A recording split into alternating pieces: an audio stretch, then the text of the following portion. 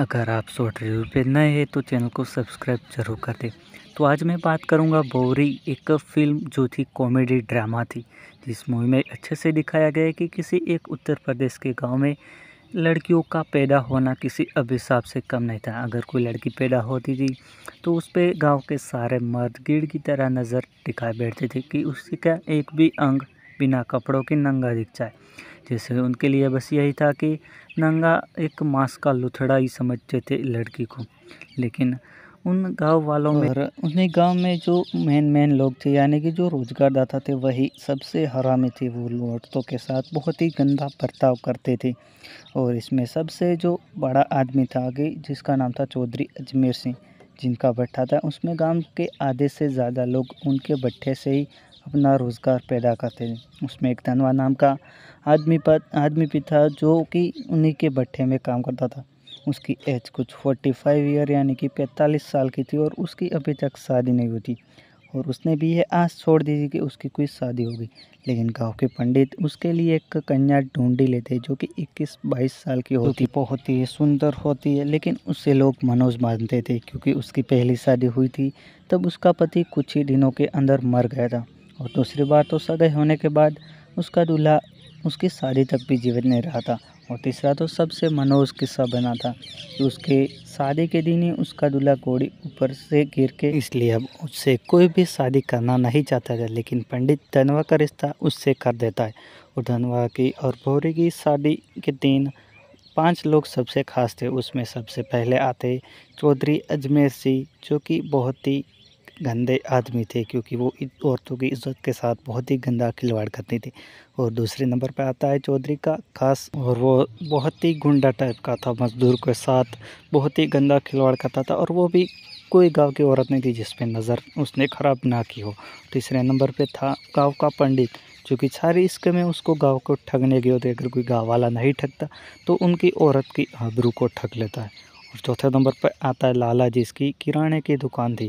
वो सामान तो उधार देता था, लेकिन वो सामान अगर पैसे सही टाइम पे ना दे तो उसकी औरत की इज्जत लूटने से भी नहीं पीछे हटता था। और 5वें नंबर पे आता है डॉक्टर, जो कि भगवान का रूप, तो कभी ऐसा डॉक्टर नहीं हो सकता। इलाज और दवाइयों के नाम पे गांव की सभी औरतों के साथ सो चुका था और यही इसका धंधा था। वही धनवा और बौरी की शादी हो रही थी तो चौधरी के भाई काफ़ी गुस्सा हो जाते और चौधरी अपने भाई के से कहते कि तुम धनवा की शादी कर रहे हो, उसकी जो कि एज 45 साल है, और उसको इतनी खूबसूरत लड़की के साथ शादी करा के क्या ही कर लोगे, क्योंकि धनवा की पटलूल में तो कोई हरकत भी नहीं होती।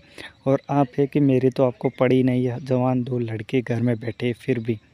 तो वह ये कह के काफ़ी परेशान होते और वहाँ से चले जाते। और गांव की एक जो लड़की थी मानसिक रूप से बीमार थी, उसको जंगल में ले जाके उसके साथ रेप कर देते हैं। और वही उसको ये डर से मार देते कि वो गांव में किसी को बता ना दे, तो उसे मार के नदी में फेंक, वही लाश तैर के पानी के ऊपर आ जाती। और वहीं पे पुलिस आता है, जो कि पुलिस की भी पुरानी दुश्मनी थी चौधरी से, तो वो, और वही हम दूसरे सीन में देखते हैं कि चौधरी अपने दोनों भाइयों के शुद्धिकरण करवाने के लिए मंदिर ले आता है, लेकिन पुलिस वहाँ पर ही उन तीनों को धर देती है और उनके दोनों भाइयों को पकड़ के पुलिस स्टेशन ले जाती है। तभी चौधरी कहता है कि तुम इन्हें नहीं ले जा सकते, अगर ले जाए तो मैं छुड़ा लूँगा।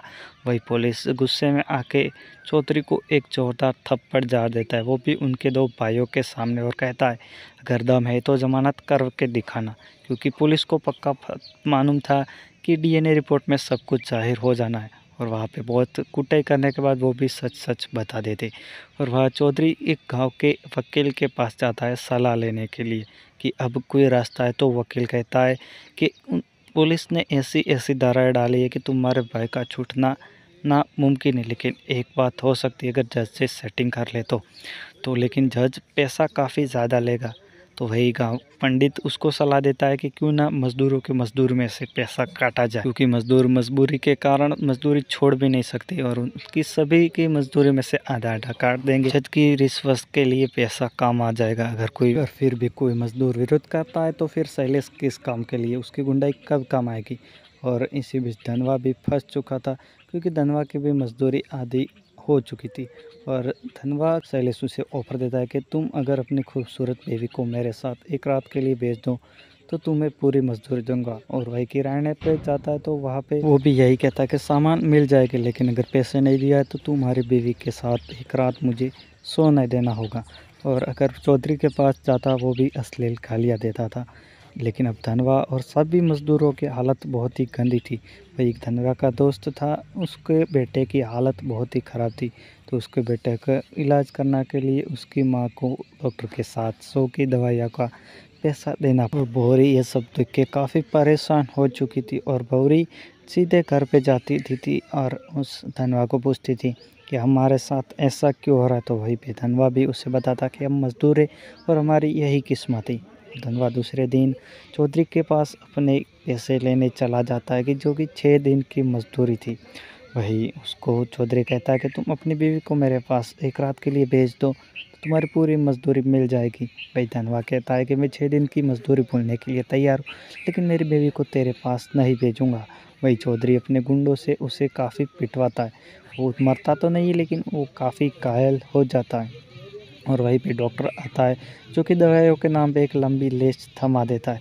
अगर बिल ना दे पाए तो वो भौरी के साथ रंगलिया मनाने वाला था, लेकिन भौरी फिर भी चाहती थी कि वो किसी के साथ नहीं सोएगी, क्योंकि उसने शादी की धनवा से तो सिर्फ धनवा के साथ ही सोएगी। और घर में जो कुछ अनाज था वो लाला को बेच के उस पैसों से डॉक्टर का बिल चुका देती है।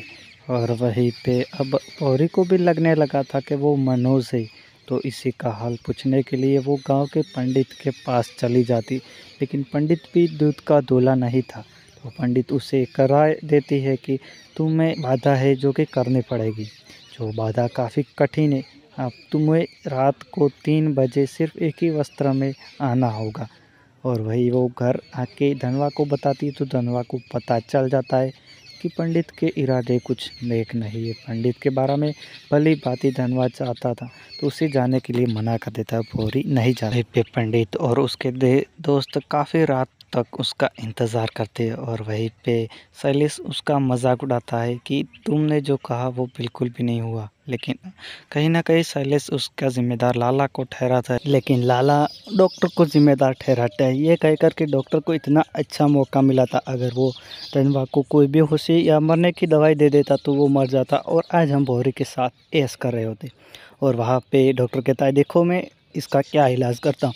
और वही पंचायत बुलाता है चौधरी को कहे, और वहाँ पे फिर एक झूठा वो आखिर में आपको पता चल जाएगा, एक रिपोर्ट बताता है और कहता है गांव वालों को कि ये एक एड्स नाम की बीमारी है जो कि महामारी फैलने वाली है हमारे गांव में। और ये रिपोर्ट है धनवा की। और सारे लोग धनवा पे गुस्सा करने लगते हैं, क्योंकि उन्हें पता नहीं था ये बीमारी क्या है, लेकिन डॉक्टर ने उन्हें बताया कि बहुत ही भयानक है बीमारी और पूरे गांव में फैल जाएगी। और इस गांव के सारे लोग अनपढ़ और जाहिल थे, इसलिए धनवा को भी वहाँ से गांव से बाहर निकाल देते और वो कहीं। और धनवा को भी लगता था कि शायद उसको ये बीमारी है, तो वो भी खुद गांव से कई किमी दूर रह के अपना झोपड़ा बनाकर वहाँ पे रहने लगा था। और यहाँ तक कि उसने भौरी को भी अपने साथ नहीं रखा था।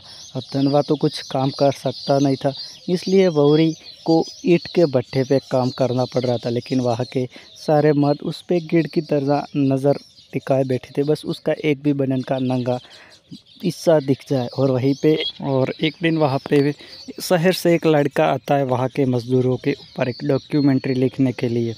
तो उस लड़के के खाने पीने की जिम्मेदारी एक औरत को देते और वो औरत भौरी की उसके खाने पीने रहने और घर की साफ़ सफाई की जिम्मेदारी दे देती, क्योंकि भौरी का ईंट के भट्टे पे काम करना मुश्किल हो गया था। तो अब भौरी शहर से जो लड़का आया था उसका बहुत ही अच्छे से ध्यान रख रही थी, और वो लड़का भी जवान था, इसलिए भौरी भी उससे चाहने लगी थी।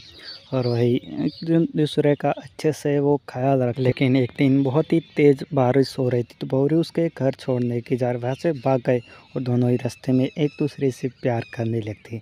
दोनों के बीच में सेक्सुअल अटैच हो जाते। और वहीं पे शैलेश देख लेता और उन दोनों को पकड़ के पंचायत में लाता और उस लड़के को बुरी तरह पीटते हैं और भौरी के नाम पे पंचायत बुलाते और भौरी को वहाँ पे कहते कि तुमने गांव की नाक कटाई। अब धनवा भी पूरी तरह टूट चुका था, क्योंकि धनवा के साथ भौरी ने धोखा किया था, क्योंकि भौरी ने अडल्ट्री की थी। तो अब धनवा ने भी भौरी से रिश्ता तोड़ दिया था। अब भौरी एकदम अकेली हो चुकी थी और भौरी थक चुकी थी, हार चुकी थी इन गाँव वालों से और अवसी मर्दों के कारण। तो एक दिन सभी मर्दों को जो कि उसके पीछे पड़े थे, तो उन सबको संदेशा पहुंचा देती कि मैं राज़ी हूँ, जो तुम करना चाहते हो कर लो। और लेकिन यहाँ पे बहुरी एक शर्त रखती है कि मैं जो बाकी औरतें पैसे लेती है उससे 7 गुना ज़्यादा पैसे लूँगी। तो कुछ दिन तो ये लोग ना जाने का नाटक करते, लेकिन एक दिन एक के बाद एक सब बहुरी के घर के अंदर घुस जाते और बहुरी कहती है कि आज जो सबसे ज़्यादा पैसा लाए वही मेरे नए बिजनेस का उद्घाटन करेगा। और इस दिन सबसे ज़्यादा पैसा लाया था लाला ने, और लाला पूरी रात उसके साथ ऐश करता है और पूरी रात बहुरी के साथ भोग लगा लेता है। और वही खबर देख के सारे मर्दों को पता चलता है, तो वो एक के बाद एक बहुरी का सभी लोग भोग लगा देता है, चाहे वो 7 गुना ज़्यादा पैसे भी क्यों ना लेती हो। लेकिन फिर भी उसके साथ सारे मर्द सो चुके थे और बहुरी इस काम से खुश थी। और सारे मर्द भी, जो कि अपनी बीवी को छोड़ के भी 7 गुना ज़्यादा पैसे देने के बाद भी बहुरी का भोग लगा देता। और अब ये दिन आ चुका था कि गाँव का एक भी मर्द नहीं था जिसने बहुरी का भोग ना लगाया। और उसके बाद धनवा को ये सब पता था, लेकिन धनवा कुछ कर भी नहीं सकता था।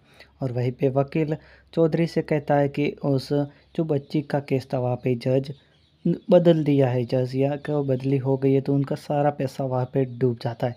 लेकिन वहाँ पे वकील उनको सलाह देता है अगर तुम उसकी दादी बुढ़िया से बात कर लो तो शायद मौका बन सकता है फिर से। तो वही चौधरी बुढ़िया से बात करने के लिए जाता है और बुढ़िया कहती है कि जो मेरी बहू था उसका संबंध तुम्हारे साथ था, और जो उसका बच्चा था वो बेटी थी वो भी तुम्हारी ही थी।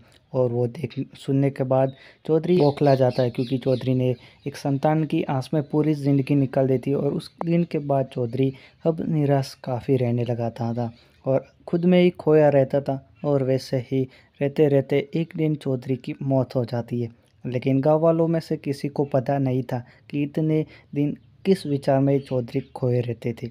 तो उसका अंतिम संस्कार वगैरह कर देते हैं। वहीं पे हम देखते कि डॉक्टर की बेटी वो कई दिनों से बीमार है, कई सारी अलग अलग दवाइयाँ करने के बाद भी उसकी बीमारी ठीक नहीं हो रही। लेकिन वो रिपोर्ट करवाता है, तब उसे पता चलता है कि उसकी बेटी को एड्स नाम की बीमारी है, जो कि वो देख के बौखला जाता है और वो अपनी बेटी को पीटता है, मारता है। उससे कहता है कि तू बोल तूने किसके साथ मुँह काला किया। और वो लड़की बताती है कि उसका जो पापा का असिस्टेंट है उसके साथ उसने ये काले करतूत किए। और उसके बाद डॉक्टर उसके असिस्टेंट को भी बहुत पीटता है और उससे बोलता है कि बता तू किसके साथ काले कांड करता है। तो उसने बताया कि मैं बोरी के साथ कई बार कर चुका हूँ और बोरी के बाद अक्सर जाया करता था। और ये सुनने के बाद डॉक्टर बौखला जाता है फिर से, कि उसे लगने लगा था कि बोरी का भूख तो सब ने लगाया, तो अब सबको ये बीमारी होने वाली है।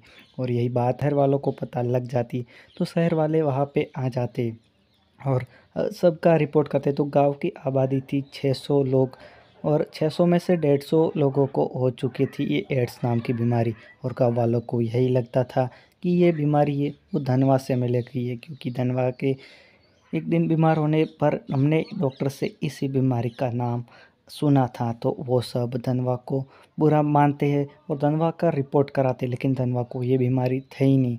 दरअसल वो बीमारी जो शहर से लड़का आया था उससे भौरी को लगी थी, और भौरी से सारे गांव वालों का गुस्सा डॉक्टर और डॉक्टर के साथियों पे टूट पड़ता है, क्योंकि उन्होंने उनसे झूठ बोला था। तो वो सब लोग डॉक्टर के पीछे भाग पड़ते मारने के लिए, और पुलिस भी उन्हें छूट दे देती है। और सारे गांव के लोग भेड़िए की तरह डॉक्टर और उनके दोस्तों को पूरी तरह पीटते हैं। और यहीं पे हम देखते हैं कि धनवा भाग के जाता है भौरी के पास, लेकिन भौरी तब तक मर चुकी थी। लेकिन अब धनवा के भी आंखों में आंसू थे, भले उसने रिश्ता तोड़ दिया था, लेकिन फिर भी बड़े प्यार से और सम्मान के साथ उसकी अंतिम संस्कार करता है। और ये पूरी मूवी कर्मा के ऊपर है, आप जैसा करोगे वैसा ही आपके साथ होगा।